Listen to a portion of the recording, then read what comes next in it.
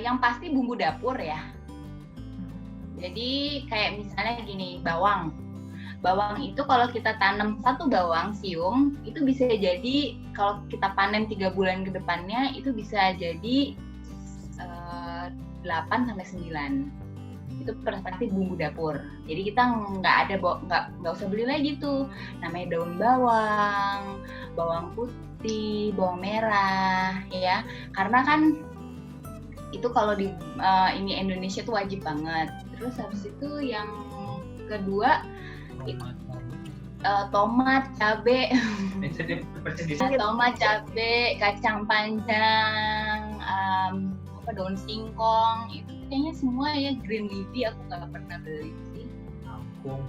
Kangkung, bayam, gitu. Seledri. Terus apa lagi tuh? Paling kalau yang beli tuh masih beli sih tempe ya. Jadi sekali aku itu satu minggu 80 ribuan. Itu yang masih beli 1 minggu 80 itu yang masih beli. 50 ribunya udang. Kesukaan udang. Konsumsi dari kebun itu kok dalam seminggu kira-kira ada 5 hari ya? Setiap hari. Hampir setiap hari kita ada yang kita konsumsi dari kebun. Lalu karena semua work from home, terus anak-anak juga belajar dari rumah kan, ya penting sekali untuk kita terus bergerak. Jadi dengan berkebun itu membuat kita terus bergerak. Jadi kita terus aktif dari pagi sampai sore, itu paling tidak saya menghabiskan 2 jam di kebun. Sekaligus terkena sinar matahari ya, salah satu vitamin D. Unsur yang penting untuk aktivasi vitamin D dalam tubuh. Jadi tidak perlu memaksakan diri untuk keluar berjemur, ya dengan sendirinya saya berjemur. Lalu ya berkebun juga mengurangi tingkat kebosanan dan stres sih, karena setiap hari ada yang berubah di kebun, ada yang tumbuh, ada yang berbunga, atau ada yang layu, jadi selalu ada pemandangan baru sehingga saya tidak bosan, sehingga tidak memaksakan diri untuk keluar untuk mengatasi rasa bosan saya. Jadi di rumah saja cukup. Dan sekarang sudah kebunnya kita coba secara vertikal ke atas, jadi di rooftop juga kita instalasi. Tadi kan Mbak juga mention bahwa kita ini selama pandemi ini akhirnya instalasi solar panel. Itu juga dengan pemikiran bahwa kalau dulu kan sebelum ada pandemi semua energi habis di bensin ya. Kita keluar mobilitas tinggi, ngantar anak. Nah karena sekarang mobil lebih banyak berdiam di rumah, berarti energi kan lebih banyak di rumah untuk wifi, untuk internet, atau komputer. Jadi pada akhirnya kita memutuskan bahwa untuk investasi jangka panjang ya kita menginstalasi solar panel. Untuk sistem panen air hujan, kita terinspirasi beberapa orang ini yang sudah permaculture ya. Permaculture itu memang hidupnya dia berusaha selaras dengan alam ya, dengan ekosistem. Jadi airnya dari talang di atap itu kita alirkan ke toren dengan sistem saringan.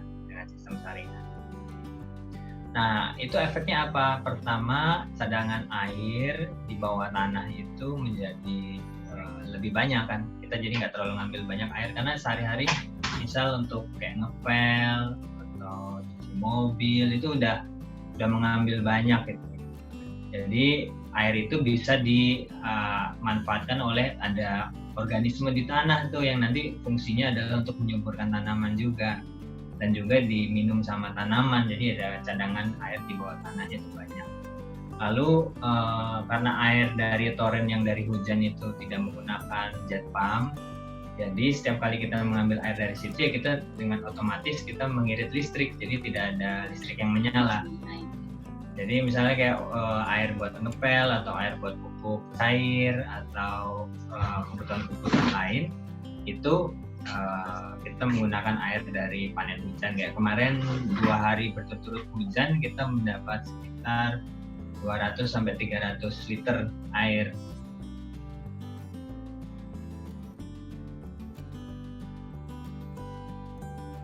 Listriknya kalau siang?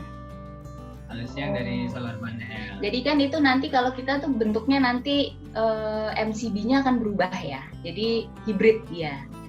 Jadi nanti ada input output dengan PLN. Jadi nanti ada sistemnya sendiri. Jadi nanti kalau misalnya hari sedang panas, kita memanen energi.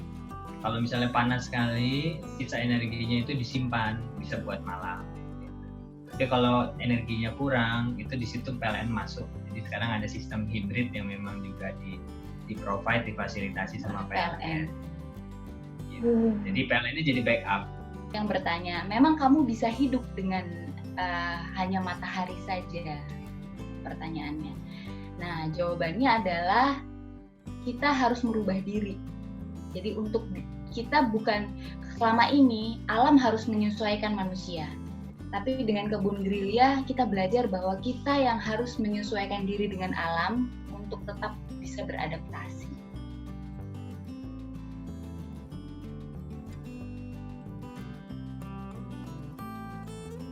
Kalau bisa dibilang biasanya 17 juta, aku cuma bisa keluarin 3 juta.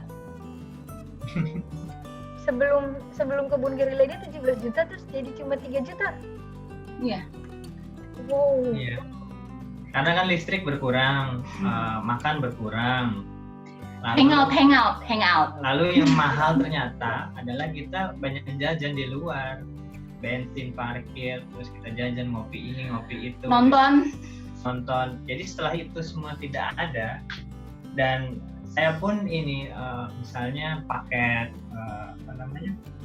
Data internet saya matikan karena saya hanya pakai wifi di rumah. Jadi kan biasanya double tuh, dia 200.000, saya 200.000, terus wifi anak juga, jadi total aja udah 800 hanya buat biaya handphone ya. Terus juga kegiatan anak di sekolah, bolak-balik ke sekolah dan segalanya. Ketika itu semua tidak ada dan kita dapat kelebihan dari kebun, kita bisa memangkas sebanyak itu.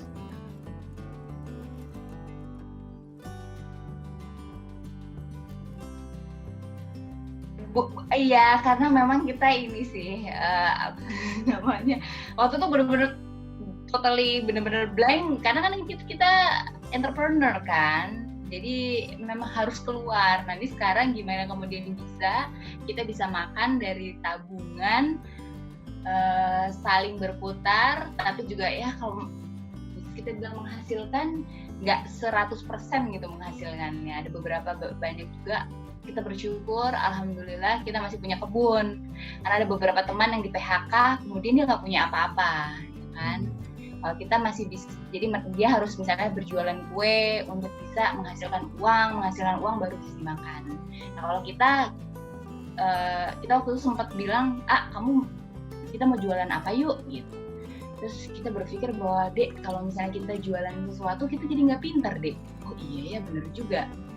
Karena kan kebutuhan kita kan masih ada, misalnya kebutuhan yang tadinya 17 juta per bulan itu jadinya nggak harus jualan kue harus memenuhi 17 juta itu. Iya. Nah kalau sekarang kita dengan kita merubah pola hidup, merubah mindset, terus juga merubah pola makan, akhirnya ya jadi berubah lagi. Jadi butuhnya cuma 3 juta.